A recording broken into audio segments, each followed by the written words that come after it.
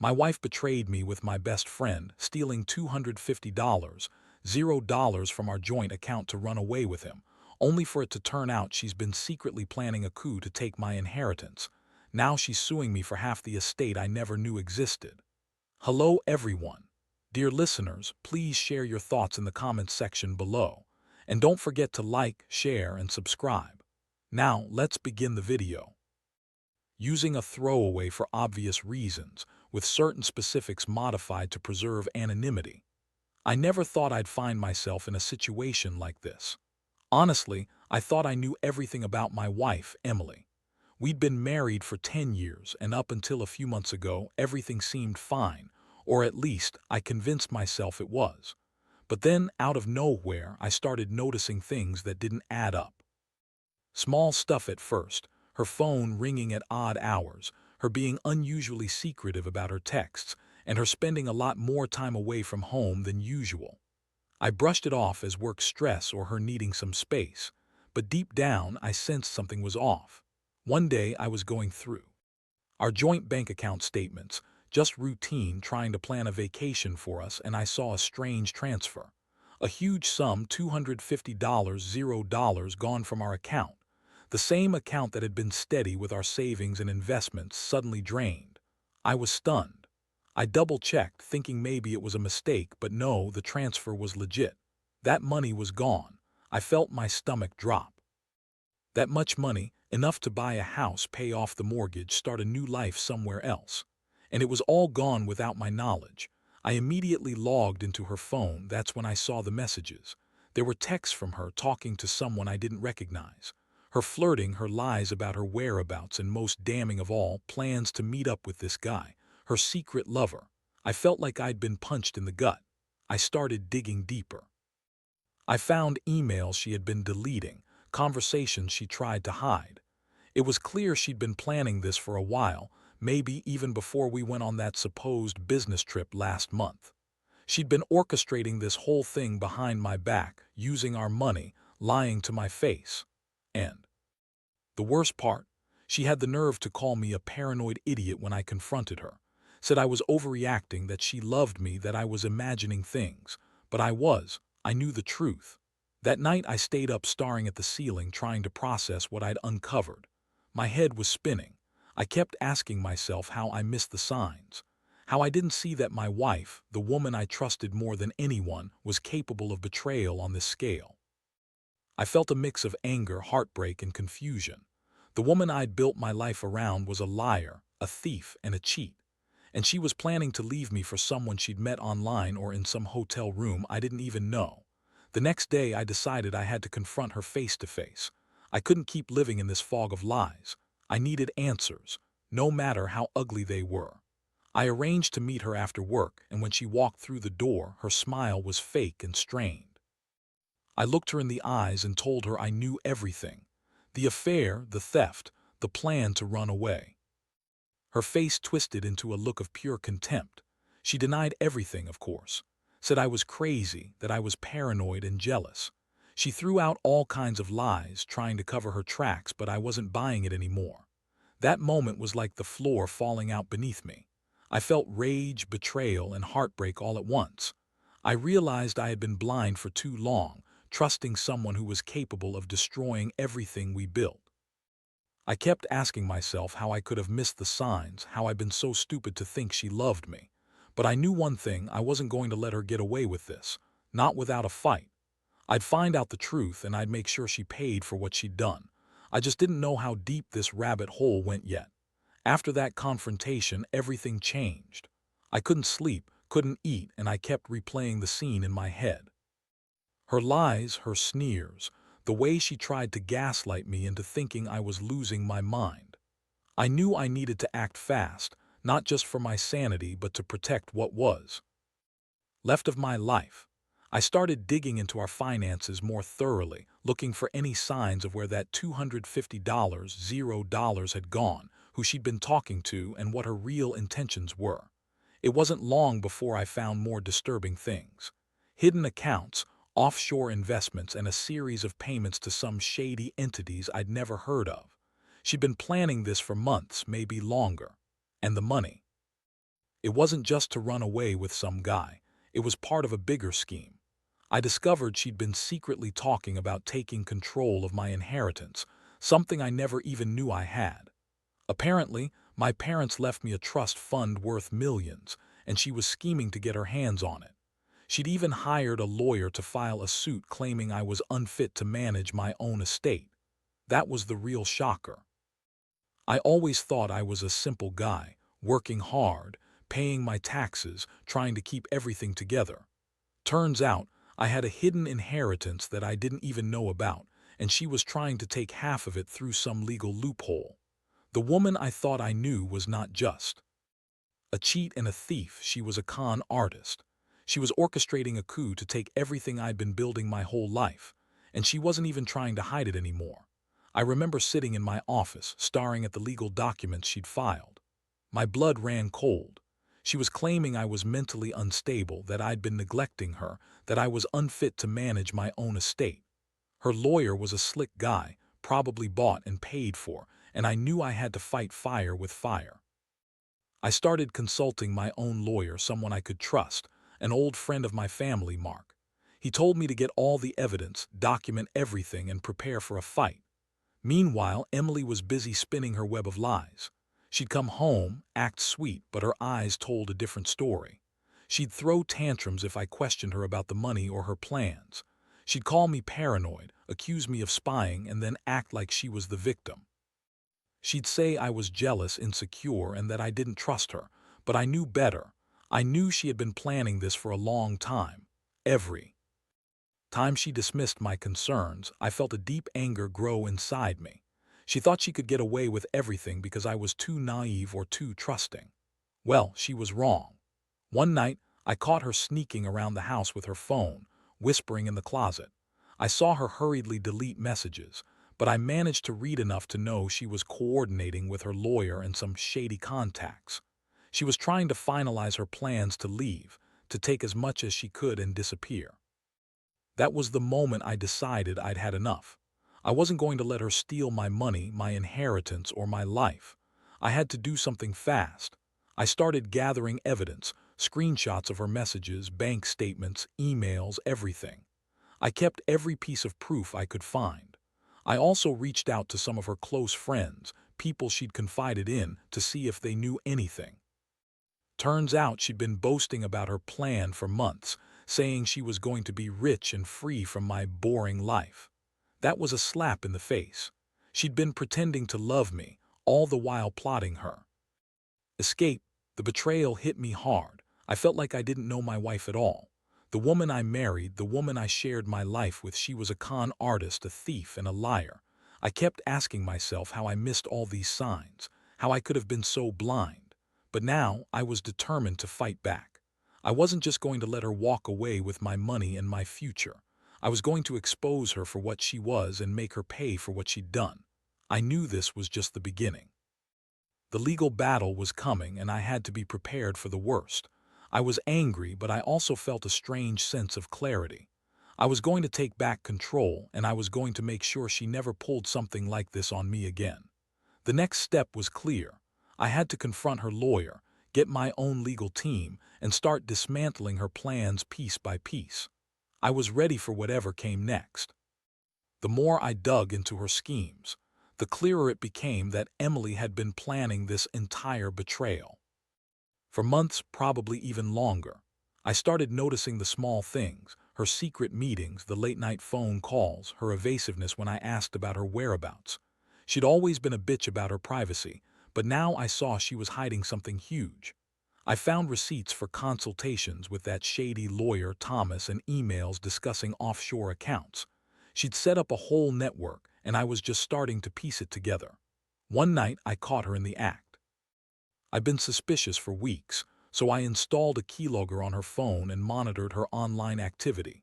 Sure enough, I saw her talking to Thomas about how to legally get her hands on my inheritance. She was bragging about her plan to cut me out completely, how I'd never see the money coming. I felt like I'd been punched in the stomach all over again. She was planning to steal everything I had, including my future security. That was the night I decided I had to act fast. I called my lawyer, Mark, and told him everything. We started drafting paperwork to freeze her accounts and file for a temporary restraining order.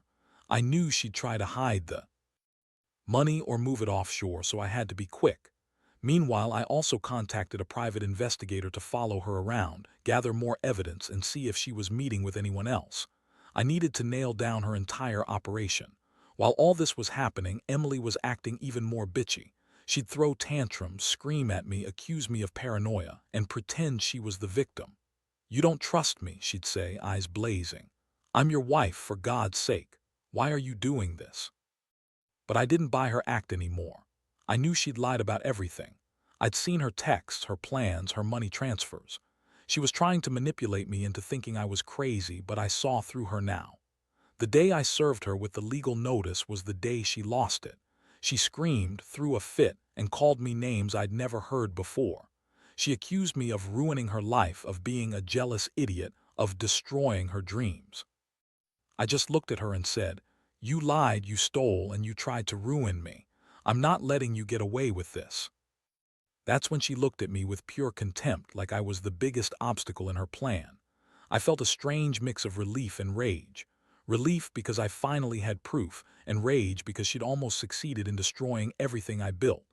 I started to realize how much trust I'd lost, how much I'd been played for a fool. But I also knew I had to stay strong. This wasn't just about money anymore. It was about justice, about protecting what was mine, about making sure she paid the price. Over the next few days, I worked with Mark to prepare for a court battle. We filed for an injunction to freeze her assets, and I pushed to get a full audit of all her accounts and plans. Meanwhile, the private investigator caught her meeting with Thomas in a seedy hotel. They were discussing how to move the money offshore, how to hide her tracks. Seeing that footage, I knew I had to act fast. She was trying to run, to disappear with everything I had. I wasn't going to let that happen. The most infuriating part was her constant lying. She kept spinning stories, telling everyone I was the crazy one, that I was paranoid and insecure. She'd call her friends, cry fake tears, and pretend she was the victim. But I had enough evidence now, screenshots, bank statements, witness testimonies. I knew the truth, and I was ready to fight for it. I realized that she'd been planning this betrayal for a long time, and I was just the fool who trusted her. Every day I felt more betrayed, more angry, more determined. I couldn't believe I married someone capable of this level of deception. But I also knew I had to stay focused. I started preparing myself emotionally and legally. I wasn't just fighting for money. I was fighting to reclaim my life, my integrity, and my future. And I wasn't going to back down. The battle was just beginning, but I was ready to see it through. The legal process moved faster than I expected once I had all my evidence in order. Mark, my lawyer, was a savage, sharp, ruthless, and determined to shut Emily's plans down before she could do any more damage. We filed for an emergency injunction to freeze her assets and prevent her from moving any money offshore. I knew she was desperate, and I had to act before she could pull a disappearing act with the inheritance and whatever else she'd managed to hide. Meanwhile, Emily was losing her mind. Her tantrums got worse, crying and screaming at me about how I was ruining her life. She'd call me paranoid, accuse me of stalking her, and play the victim card like a pro. But I wasn't listening anymore. I had the evidence and the legal backing. I knew she'd been lying about her innocence, and I was determined to expose her for what she was. One day, I received a call from the private investigator. They had footage of Emily meeting with Thomas, her lawyer, in a seedy downtown hotel. They were discussing how to transfer the money offshore, how to hide her tracks, and even how to set up a new identity if she had to. Seeing her face in those videos, so desperate and calculating, made my blood boil. She was willing to burn everything down just to get what she wanted: my inheritance, my money, my life. That moment confirmed everything I'd suspected. She wasn't just cheating on me. She was trying to steal my entire future. I showed the footage to Mark, who nodded grimly. We had enough to go to court and get a restraining order that would stop her from moving or hiding any assets. I also had her emails and text messages, which proved her plan to cut me out and run with the money. I knew she'd lied to my face, tried to manipulate everyone around her, but this evidence was irrefutable. As the days went on, I felt a strange mix of anger and relief. Anger because she'd betrayed me so thoroughly, and relief because I finally had proof to fight back. I started to realize how deep her betrayal went. Not just cheating, but scheming to take everything I had, my inheritance, my savings, my future. She'd been planning this for months, maybe longer. I couldn't believe I'd been so blind for so long. I also started reaching out to some of her friends, people she'd confided in, people I thought I could trust. Turns out she'd been bragging about her escape plan for months, saying she'd finally be free from my boring life, and that she'd be rich and independent. That was a punch to the gut. She'd lied to everyone, even closest friends, about her intentions. She painted herself as the victim, but I knew the truth now. She was the villain. The worst part was the mental toll. Every time I thought I was making progress, she'd throw another tantrum, accusing me of trying to ruin her, claiming she loved me but that I was just too blind to see her real self. It was exhausting, but I refused to back down. I kept pushing forward, gathering everything I could: screenshots, bank statements, witness statements. I wanted her to realize she couldn't just lie her way out of this. Finally, we filed the paperwork in court. The judge granted the temporary restraining order, freezing her assets and preventing her from leaving the state. I felt a small victory, but I knew this was just the beginning. Emily was not one to give up easily, and I expected her to fight dirty. I had to stay alert, stay prepared, and keep my guard up. In the midst of all this chaos, I couldn't help but reflect on how much my life had changed in just a few short weeks. I had trusted her with everything: my heart, my money, my future, and she'd betrayed me in the worst way. I felt a mixture of heartbreak and fury, but I also knew one thing: I was not going to let her destroy what I worked so hard for. I'd fight her in court, in life, and in every way I could. She might have thought she was clever, but I was determined to come out on top. The next step was to prepare for the legal battle ahead, but I knew deep down this wasn't just about money anymore. It was about justice, about making her pay for her lies and her greed. And I was ready for that fight. The court date finally arrived, and I was a nervous wreck, more from the emotional toll than anything else. I knew Emily was going to pull out all the stops, lie her face off, and do everything she could to avoid losing her grip on my inheritance. She'd been spinning her web of lies for so long, I didn't trust her for a second. But I had the evidence, and I had Mark, my lawyer, who was a pit bull in court. When Emily showed up, her face was tight, her eyes darting around like a cornered animal. She tried to act innocent, smiling falsely and acting like she was the victim of my paranoia. But I didn't buy it. I laid out everything: her secret emails, the offshore accounts, her plans to run away with the money, and her attempt to sue me for half my estate. I played the recordings from the private investigator, the bank statements, the legal documents. I saw her flinch when I presented her the proof. Her face blanched when the judge read out her illegal transfers. She spun her usual lies, said I was jealous, that I was paranoid, that I'd been neglecting her, and that she deserved her share of the inheritance because she was part of my life. But her words rang hollow. The judge wasn't buying her bullshit. Mark made a powerful argument about her breach of trust, her illegal schemes, and her blatant theft. The courtroom was tense, and I could feel the weight of the moment. Finally, the judge made her ruling. She granted the injunction, froze Emily's assets, and ordered her to return the stolen money. She also denied Emily's attempt to claim half my inheritance, because the evidence proved she'd been planning this for months, and her legal claims were invalid. Emily's face twisted in rage, and she hissed at me as she was led out of the court. That moment felt like a victory, but I knew the worst was yet to come. In the aftermath, I started sorting through everything. I felt a strange mixture of relief and emptiness. The woman I'd once loved, the person I trusted with my life, had betrayed me so completely.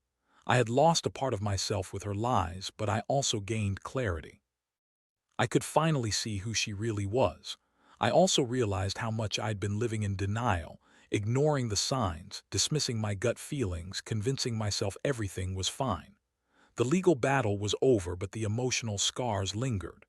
I had to rebuild my trust in people, in myself, and in the idea that maybe not everyone is worth trusting. I'd lost a lot, money, time, love, but I'd gained a new perspective. I learned that greed and deceit can destroy everything, and that sometimes the only way to protect yourself is to fight back hard and refuse to be a victim. Looking back, I wish I'd seen the signs sooner, but I also know I did everything I could. I fought for what was right and I won. Not just the legal battle, but the fight to reclaim my life. Emily's schemes may have shaken me to the core, but they didn't break me. I've learned that no matter how much someone tries to tear you down with lies and betrayal, truth and justice can prevail if you're willing to stand your ground. Now, I'm focused on moving forward. I've started therapy to deal with the emotional fallout, and I've been working on rebuilding my confidence. I still feel the sting of betrayal, but I refuse to let it define me. If there's one thing I want others to take away from this, it's this. Always trust your instincts, keep your eyes open, and never let anyone steal your peace or your future. Because, in the end, the truth will come out, and you have to be ready to fight for it. Now that everything's settled legally, I find myself reflecting on what this nightmare has taught me. Honestly, I never thought I'd be the guy to go through something like this. Married for a decade, thinking I knew my wife, only to find out she'd been plotting to steal everything I had, including my inheritance, and run away with some guy she barely knew. It's a shock that hits you hard, makes you question everything about your life, your judgment, even your own instincts. But I guess the biggest lesson I've learned is how important it is to stay vigilant, trust but verify, and never ignore the small signs of trouble. Emily's betrayal was a wake-up call, not just about her, but about myself. I kept telling myself I was naive, too trusting, but I realize now that I was also too comfortable. I let my guard down, thinking that the woman I married would never do something so calculated and cold. But she did. And the truth is, I was lucky I caught her when I did. If I hadn't, she might have actually gotten away with everything. My money, my inheritance, my future. That realization made me angry, but it also made me more cautious. I also learned that some people are capable of manipulating even the closest relationships for their own gain. Emily didn't just cheat on me. She was actively scheming behind my back, lying to everyone, including her friends, just to get what she wanted. It's a harsh reality, but it made me realize I can't take anything for granted anymore. Trust has to be earned, and even then, you have to keep your eyes open. People are not always what they seem. On a more personal level, I've come to understand that revenge isn't about hatred or destruction. It's about justice, making sure the truth comes out and that the person who betrayed you faces the consequences. I fought hard in court, not just for my money, but to restore my dignity. And even though it's been a brutal process, I feel a strange sense of relief now, knowing I didn't let her get away with it. I stood up for myself and I won. Looking ahead, I know I'll never fully forget what happened, but I also know I won't let it define me. I'm taking the time to heal, to rebuild my trust in myself and in others. I've started focusing on my career, my hobbies, and reconnecting with friends I'd neglected while I was caught up in the chaos. I've realized how fragile and precious life is, and I refuse to let someone's greed and lies ruin what's left of it. To anyone reading this, I want to say, be cautious. Trust your gut, but always check the facts. Keep your financial affairs in order and don't ignore the small red flags.